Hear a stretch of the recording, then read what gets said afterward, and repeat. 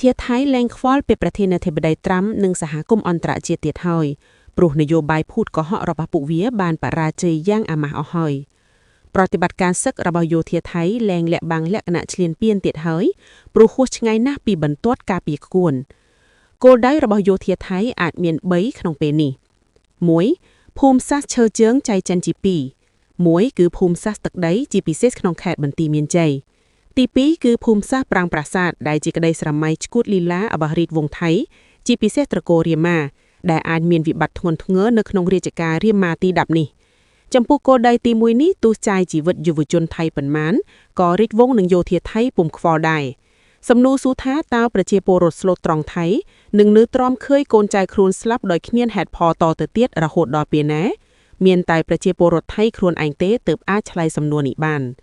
ក្នុងបរិបត្តិនេះយោធាថៃនឹងបន្តធ្វើឲ្យស្ថានភាពនយោបាយផ្ទៃក្នុងថៃរញ៉េរញ៉ៃបន្តទៅទៀតដើម្បីក្តប់អំណាចទុកជំរិះរដ្ឋប្រហារយោធានៅចុងក្រោយបំផុត2យុទ្ធសាស្ត្រចិត្តសាស្ត្របំផិតបំភ័យប្រជាពលរដ្ឋខ្មែរឲ្យដេកពូនូនបានគិតតែពីរត់លូនរហូតរដ្ឋាភិបាលកម្ពុជាគិតតែពីបង្កើតជំរំជនភាសឹករហូតរវល់រហូតរំរែងរហូតក្នុងគោលដៅនេះយោធាថៃនឹងប្រើប្រាស់កាន់តែខ្លាំងនៅសង្គ្រាមព័ត៌មានកាឡៃដោយអាចខ្ចីដៃ MMO ខ្មែរបំភ្លៃនិងបំផោងព័ត៌មានដើម្បីធ្វើឲ្យសតិអារម្មណ៍ប្រជាពលរដ្ឋខ្មែរវិលវល់លេងដឹងទិសតំបន់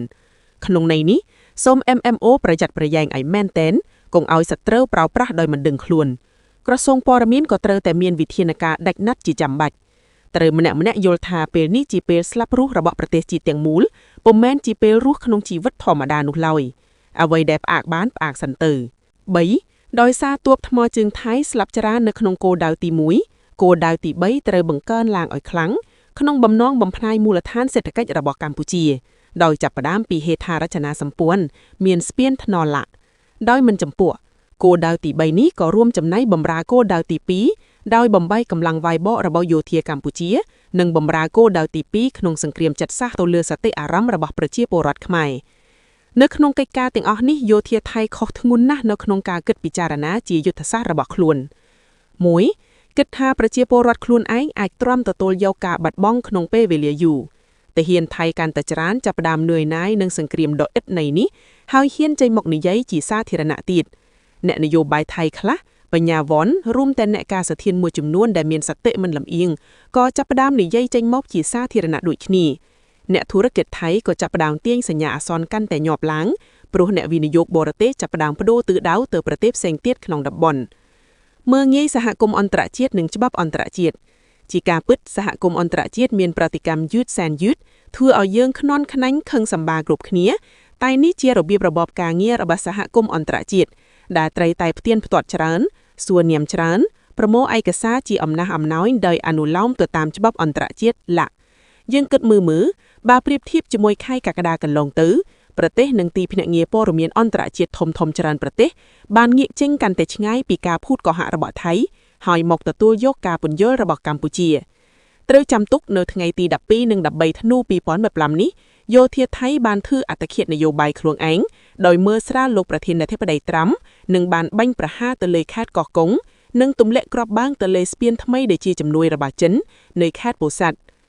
ចំពោះគោលដៅទី1នេះទូចាយជីវិតយុវជនថៃប៉ុន្មានក៏រាជវង្សនិងយោធាថៃពុំខ្វល់ដែរ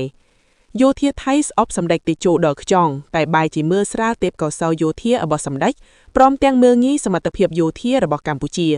នេះជាកំហុសធ្ងន់ធ្ងរដែលតែមេតបល្ងាល្ងើទេទើបធ្វើបានយោធាថៃអាងលើសវរវុធទំនើបតែពួកនោះដឹងច្បាស់ណាស់ថា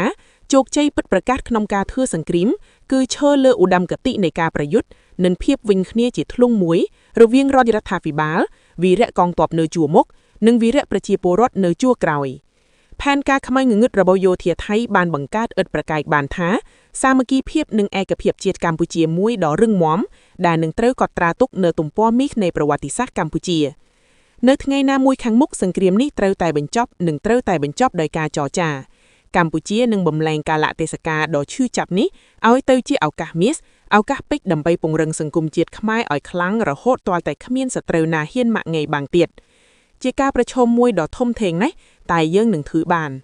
ដំណោះស្រាយមួយចំណោមដំណោះស្រាយផ្សេងទៀតគឺកម្ពុជាអាចប្រើប្រាស់សមានចតអន្តរជាតិដែលកំពុងឡើងខ្លាំងចំពោះយើង ពិចារណាអំពីសំណើជាឯកតោភាគនៃការដាក់បំពេញសង្កេតការយោធាដែលមានសមត្ថភាពការពារខ្លួនរបស់អាស៊ានបូកនឹងប្រទេសស្ម័គ្រចិត្តដទៃទៀតនៅលើទឹកដីព្រំដែនកម្ពុជាដើម្បីការពារប្រជាពលរដ្ឋស៊ីវិលស្លូតត្រង់ពីការឈ្លានពានរបស់យោធាថៃនេះមិនពាក់ព័ន្ធដល់អធិបតេយ្យនិងឯករាជ្យភាពរបស់កម្ពុជាឡើយសូមវីរៈកងទ័ពនៅសមរភូមិមុខដែលកំពុងយកឈាមក្រៅផែនដីកម្ពុជាមេត្តាទទួលនៅសេចក្តីគោរពនិងស្រឡាញ់ដ៏ជ្រាលជ្រៅដល់ពុំអាយពរនីឲ្យអស់បាននោះពីយើងខ្ញុំទាំងអស់នៅសមរភូមិក្រោយ